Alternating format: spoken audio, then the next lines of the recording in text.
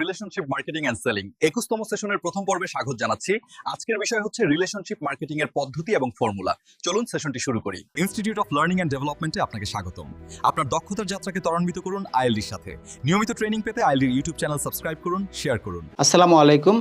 Relationship marketing and selling আজকে session 21 আপনাদেরকে স্বাগত জানাচ্ছি এবং আজকের সেশনে আমাদের বিষয় হচ্ছে রিলেশনশিপ মার্কেটিংয়ের পদ্ধতি, অর্থাৎ কোন পদ্ধতিগুলি অথবা কিভাবে আপনি রিলেশনশিপ মার্কেটিং করলে আপনার বিজনেস ডেভেলপমেন্ট করতে পারবেন সেই পদ্ধতিগুলি নিয়ে আমরা আলোচনা করব এবং আজকের সেশনটি দেখার পরে আপনি এই পদ্ধতিগুলি আপনার বিজনেসের জন্য আপনি ইচ্ছা করলে টেস্ট করে দেখতে পারেন যে আপনার বিভিন্ন পদ্ধতিগুলি আপনার বিজনেসের জন্য কার্যকর কিনা। সো এই কার্যকারিতা আপনি অবশ্যই টেস্ট করতে পারেন রিলেশনশিপ মার্কেটিংয়ের আজকের সেশনের এই ফর্মুলা অথবা পদ্ধতিগুলি নিয়ে। চলুন আমরা আজকের সেশনটি শুরু করি। তাহলে আজকের সেশনে প্রথমে আমরা বলবো যে রিলেশনশিপ মার্কেটিং হলো ব্যবসায়িক সফলতার জন্য একটা গুরুত্বপূর্ণ কৌশল, অর্থাৎ আপনি বিজনেস করে যাতে সাকসেসফুল হতে পারেন, সো সাকসেসফুল হওয়ার জন্য রিলেশনশিপ মার্কেটিং হলো একটা কৌশল যা কাস্টমারদের সাথে দীর্ঘমেয়াদী সম্পর্ক গড়ে তোলার মাধ্যমে ব্যবসার যে গ্রোথ সেটা নিশ্চিত করে। সো এই পদ্ধতিতে কাস্টমারদের সাথে নিয়মিত যোগাযোগ, তাদের চাহিদা বোঝা এবং তাদের নিড অনুযায়ী ফিডব্যাক অনুযায়ী আপনি যদি নতুনভাবে প্রোডাক্ট অথবা সার্ভিস ডেভেলপ করে কাস্টমারদেরকে অফার করতে পারেন সেটা অনেক বেশি কার্যকর হয় এবং সেটা রিলেশনশিপ মার্কেটিং এবং সেলসের ক্ষেত্রে অনেক বেশি গ্রোথ এনশিওর করতে পারে। তো আসুন আমরা সেশনের আরও ডিটেল আলোচনা করি। ওকে, তাহলে দেখেন প্রথমে আমরা যেটা দেখি যে রিলেশনশিপ মার্কেটিংয়ের ক্ষেত্রে একটা প্রোগ্রাম রয়েছে, সেটা হলো রেফারেল প্রোগ্রাম এবং এই রেফারেল প্রোগ্রাম নিয়ে আমরা বিভিন্ন সেশনে উদাহরণ দিয়ে কথা বলেছি। তো আজকের রেফারেল প্রোগ্রামের প্রথম যে উদাহরণটা সেটা হলো হসপিটাল ক্লিনিক। আমি ঠিক আগের সেশনে সেশন 20-তে এই রেফারেল প্রোগ্রাম নিয়ে হসপিটাল ক্লিনিক উদাহরণ কিন্তু একবার দিয়েছি, তারপর এই সেশনে আবার কথা বলি। সাধারণত হসপিটাল কিংবা ক্লিনিক ব্যবসা অথবা ডায়াগনস্টিক সেন্টারে রেফারেন্স দিয়ে রোগী পাঠালে যার রেফারেন্সে রোগী আসবে তাকে বিশেষ অর্থনৈতিক সুবিধা দেওয়া হয়। এটা তো বাংলাদেশের একটা বাস্তবসম্মত প্র্যাকটিস। তাহলে এটা হলো রেফারেল প্রোগ্রাম এবং এই রেফারেল প্রোগ্রামটা কিন্তু রিলেশনশিপের মাধ্যমে হতে, ব্যাপারটা আমি আপনাদেরকে আলোচনা করি। তাহলে হসপিটালের সাথে কোনো একজন মানুষের কিন্তু একটা বিজনেস রিলেশনশিপ, ওই মানুষটা তার সোসাইটি থেকে তাদের পরিচিত মানুষদেরকে এই হসপিটালে পাঠাবে রেফারেন্স দিয়ে, কোনো ডাক্তারের কাছে পাঠাবে রেফারেন্স দিয়ে। পুরো সাইকেলটাই কিন্তু রিলেশনশিপের মধ্যে ঘটতেছে, অথবা এই যে কাস্টমার, নতুন কাস্টমার পাঠানো, এটা কিন্তু রেফারেল হচ্ছে, মানে রেফারেন্স দিয়ে আসতেছে, ব্যাপারটা রিলেশনশিপের মাধ্যমে আসতেছে। তাহলে আমাদের দেশে হসপিটাল ক্লিনিকগুলি এই রেফারেন্সের মাধ্যমে যখন নতুন কাস্টমার তৈরি করে, সেখানে কিন্তু যে রোগীটা পাঠাচ্ছে, যার রেফারেন্সে আসতেছে, তাকে বিশেষ সুবিধা কিন্তু প্রদান করা হচ্ছে। এটা হলো রেফারেল প্রোগ্রামের একটা স্ট্র্যাটেজি। আরেকটা যেটা বললাম ব্যাংকিং সেক্টরে আমরা দেখি, ব্যাংকে তাহলে ব্যাংকিং সেক্টরে এই ধরনের অফার থাকে, নতুন গ্রাহক আনলে বিশেষ সুবিধা প্রদান করা যা উভয় পক্ষের জন্য লাভজনক। তাহলে ব্যাংকেও যখন নতুন কোনো কাস্টমারকে আনা হয় যে ব্যাংক ঋণ নিবে, ক্রেডিট কার্ড করবে, তাহলে এই ধরনের নতুন কাস্টমাররা যখন ব্যাংকের কোনো প্রোডাক্ট বা সার্ভিস তারা সাথে ইনভলভ হয়, ব্যবসায়িক রিলেশনশিপটা তৈরি হয়, সেখানেও কিন্তু যার রেফারেন্সে আসলো তাকে কিন্তু বিশেষ অর্থনৈতিক সুবিধা দেওয়া হয়। প্রাইভেট স্কুল, কলেজ অথবা ইউনিভার্সিটিতে অ্যাডমিশনের ক্ষেত্রে এই ধরনের অফার থাকে, অর্থাৎ কোনো ইউনিভার্সিটিতে আপনি রেফারেন্স দিয়ে কাউকে অ্যাডমিশন করালে সেখানে একটা বিশেষ অর্থনৈতিক সুবিধা দেওয়া হয়। ওকে, তাহলে রেফারেন্স দিয়ে নতুন ছাত্র আনলে বিশেষ ছাড় দেওয়া, বিশেষ করে প্রাইভেট স্কুলে, কলেজে, কোচিং সেন্টারে আমরা এই ধরনের রেফারেল প্রোগ্রামটা আমরা দেখি। তাহলে রেফারেল প্রোগ্রামটা রিলেশনশিপ মার্কেটিং এবং সেলিংয়ের ক্ষেত্রে খুব কার্যকর, বাস্তবসম্মত একটা পদ্ধতি। তাহলে এই পদ্ধতিটা আপনি আপনার ব্যবসা প্রতিষ্ঠানের ক্ষেত্রে প্রয়োগ করে দেখতে পারেন। যদি আপনার ব্যবসা প্রতিষ্ঠানের সাথে রেফারেল প্রোগ্রামটা যদি প্রাসঙ্গিক হয়, তাহলে আপনি আপনার ব্যবসা প্রতিষ্ঠানে এই রেফারেল প্রোগ্রামে আপনি নতুন কাস্টমার, রেফারেল প্রোগ্রামের মাধ্যমে আপনি নতুন কাস্টমার তৈরি করতে পারেন। ওকে, এরকম একটা ব্যবসায়িক রিলেশনশিপ কিন্তু আপনি তৈরি করে নিতে পারেন যাতে আপনার কাস্টমার সংখ্যাটা বাড়ে। এরপরে যে পদ্ধতি আলোচনা করব সেটা হলো বন্ধু আমন্ত্রণ প্রোগ্রাম। দেখেন খুব চমৎকার, বন্ধু আমন্ত্রণ প্রোগ্রাম। বিশেষ ছাড়, কাস্টমাররা তাদের বন্ধুদের আমন্ত্রণ জানালে বিশেষ ছাড়ের ব্যবস্থা রাখা হয়, যা এটি খুব কমন রিলেশনশিপ মার্কেটিং স্ট্র্যাটেজি। ঠিক আছে, তাহলে বন্ধুদেরকে যদি আমরা আমন্ত্রণ জানাই, তাহলে আমরা এটা আসলে ইউনিভার্সিটির অ্যাডমিশন কোচিংয়ে দেখি যে আপনি অ্যাডমিশন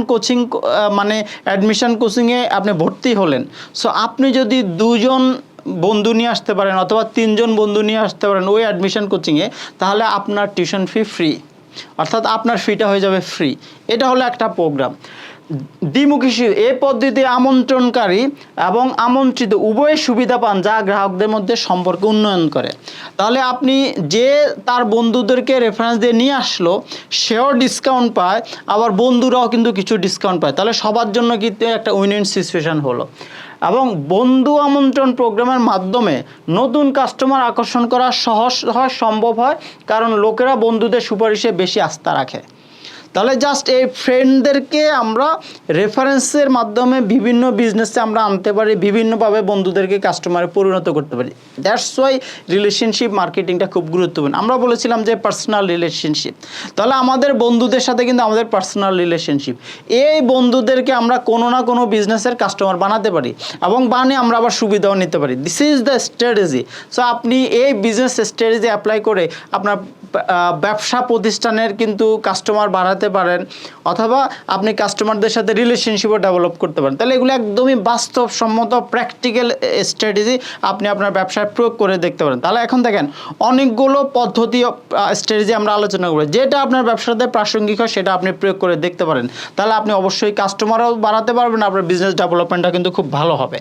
তারপরে দেখেন আমরা আরেকটি পদ্ধতি আলোচনা করি, বার্ষিক ইনসেনটিভ প্রোগ্রাম। তাহলে সেটা কি দেখেন, লয়্যালিটি রিওয়ার্ড।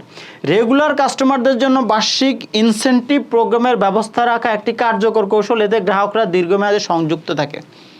সারা বছর একজন কাস্টমার আপনার থেকে প্রোডাক্ট কিনলো, সার্ভিস কিনলো, বছর শেষে আপনি কাস্টমারকে তার বিজনেস ভলিউম অ্যানালাইসিস করে একটা ইনসেনটিভ ডিক্লেয়ার করলেন। খুব গুরুত্বপূর্ণ বিষয়। তাহলে সারা বছর একজন কাস্টমার আপনার সাথে যখন ব্যবসা করলো একটা নির্দিষ্ট ভলিউমের ব্যবসা করলো, তখন ওই বিজনেস ভ্যালুটা দেখে আপনি কাস্টমারদেরকে যদি একটা ইনসেনটিভ ডিক্লেয়ার করেন, এতে কাস্টমার স্যাটিসফ্যাকশন লেভেলটা অনেক বাড়বে। গুরুত্বপূর্ণ বিষয়, বিশেষ সুবিধা, বার্ষিক ইনসেনটিভ প্রোগ্রামে বিশেষ ছাড়, উপহার বা অতিরিক্ত সেবা অন্তর্ভুক্ত থাকতে পারে, যা সাধারণ গ্রাহকরা পায় না। তাহলে এই যে বার্ষিক ইনসেনটিভ প্রোগ্রামে বিশেষ সুবিধা দিতে পারেন, বিশেষ বেনিফিট অফার করতে পারেন, অথবা কোনো গিফট অফার করতে পারেন, বিশেষ ডিসকাউন্ট দিতে পারেন, যা কাস্টমারদের স্যাটিসফ্যাকশন বৃদ্ধিতে অনেক বেশি কার্যকর হবে। এবং নিয়মিত কাস্টমারদের স্বীকৃতি দেওয়া হলে তাদের স্যাটিসফ্যাকশন লেভেলটা বেড়ে যায় এবং তারা কিন্তু আরও বেশি ব্র্যান্ড লয়াল হয়, তারা আরও বেশি আপনার বিজনেসের সাথে ইনভলভ হবে, তাদের লয়ালিটি কিন্তু অনেক বেড়ে যাবে, ব্র্যান্ড লয়ালিটি বেড়ে যাবে, তাদের কাস্টমার লয়ালিটি কিন্তু বেড়ে যাবে। ওকে, তাহলে এই প্রোগ্রামগুলি খুবই বাস্তবসম্মত, খুবই ইফেক্টিভ। আপনি আপনার ব্যবসার সাথে প্রাসঙ্গিক হলে আপনি পলিসি তৈরি করে এই স্ট্র্যাটেজিগুলি অ্যাপ্লাই করে আপনার বিজনেস ডেভেলপমেন্ট করতে পারেন। একদমই এগুলি প্র্যাকটিক্যাল স্ট্র্যাটেজি বাংলাদেশে বিভিন্নভাবে প্রয়োগ করা হচ্ছে। তারপরে যেটা আমরা আলোচনা করব সেটা দেখেন, মাসিক লটারির পুরস্কার। কাস্টমাররা যারা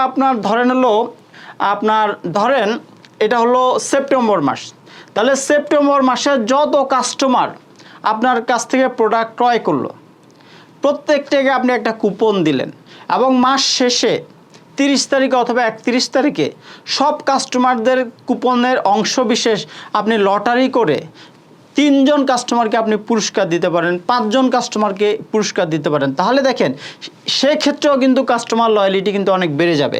বাট এটা অনেক কার্যকর স্ট্র্যাটেজি, আমরা বিষয়টা আলোচনা করে দেখি। তাহলে মাসিক লটারির পুরস্কার, ইতিবাচক ফিডব্যাক সংগ্রহ, কাস্টমারদের ইতিবাচক ফিডব্যাকের মাধ্যমে ভিত্তিতে মাসিক লটারি করে পুরস্কারের ব্যবস্থা রাখা। এটা হলো আপনি যখন কাস্টমারদের কাছে ফিডব্যাক নেবেন, তাহলে অনেক কাস্টমারদেরকে আপনি ফিডব্যাক নিলেন, যেই কাস্টমাররা ফিডব্যাক দিল সেই ফিডব্যাকের উপর যদি আপনি লটারি করে 3 জনকে অথবা 5 জনকে আপনি পুরস্কার দিতে পারেন, এরকম একটা স্ট্র্যাটেজি। সংগৃহীত ফিডব্যাক থেকে বিজয়ীদের নির্বাচন করে বিশেষ পুরস্কার প্রদান করবেন। এই কৌশলের মাধ্যমে কাস্টমারদের সাথে প্রতিষ্ঠানের কানেকশান এঙ্গেজমেন্ট বাড়বে, কানেকশন বাড়বে, স্যাটিসফ্যাকশন লেভেল কাস্টমার অনেকভাবে বেড়ে যাবে এবং এই কাস্টমাররাই কিন্তু এক সময় আপনার লয়াল কাস্টমারে পরিণত হবে এবং এই কাস্টমাররা আপনার বিজনেস সম্পর্কে, আপনার প্রোডাক্ট সম্পর্কে, সার্ভিস সম্পর্কে সবসময় তারা ওয়ার্ড অফ মাউথ মার্কেটিং করবে। এভাবে কিন্তু আপনার ব্যবসার রেপুটেশনটা বাড়বে। So this is the very effective strategy, আপনি এটাকে অ্যাপ্লাই করতে পারেন আপনার ব্যবসা প্রতিষ্ঠানের ক্ষেত্রে। তারপর দেখেন আউটস্ট্যান্ডিং সার্ভিস প্রদান, একদমই এক্সিলেন্ট সার্ভিস আপনি প্রোভাইড করবেন। ওকে, তারা গ্রাহকদের প্রত্যাশার চেয়ে বেশি, কাস্টমাররা যা চিন্তা করে তার চেয়ে বেশি আপনি তাকে সার্ভিস প্রোভাইড করবেন। ওকে, এবং প্রতিটা গ্রাহকদের চাহিদা অনুযায়ী আপনি সেবাটা প্রদান করবেন। তাদের যে সমস্যা তাৎক্ষণিকভাবে দ্রুত সমাধানের চেষ্টা করবেন। তাহলে এভাবে যদি আপনি কাস্টমারদেরকে আউটস্ট্যান্ডিং, এক্সিলেন্ট, আনপ্যারালাল যদি আপনি তাকে সার্ভিস দিতে পারেন, ডিফারেন্সিয়েটেড যদি সার্ভিস প্রদান করতে পারেন, অবশ্যই কাস্টমার স্যাটিসফ্যাকশন বাড়বেই এবং আপনার বিজনেসের সাথে, প্রোডাক্টের সাথে, সার্ভিসের সাথে এই কাস্টমারদের কিন্তু একটা long term relationship build up হবে এবং এই কাস্টমাররা আপনার ব্যবসায় কিন্তু অনেকভাবে তারা কিন্তু অবদান রাখবে। তো এইভাবে কিন্তু আমরা এই পদ্ধতিটাও অ্যাপ্লাই করে কিন্তু আমরা রিলেশনশিপ ডেভেলপ করতে পারি। ইনস্টিটিউট অফ লার্নিং অ্যান্ড ডেভেলপমেন্টে আপনাকে স্বাগতম। দক্ষতার যাত্রাকে ত্বরান্বিত করতে এবং নিয়মিত ট্রেনিং রিসোর্স পেতে আইএলডির ইউটিউব চ্যানেলটি সাবস্ক্রাইব করে রাখুন।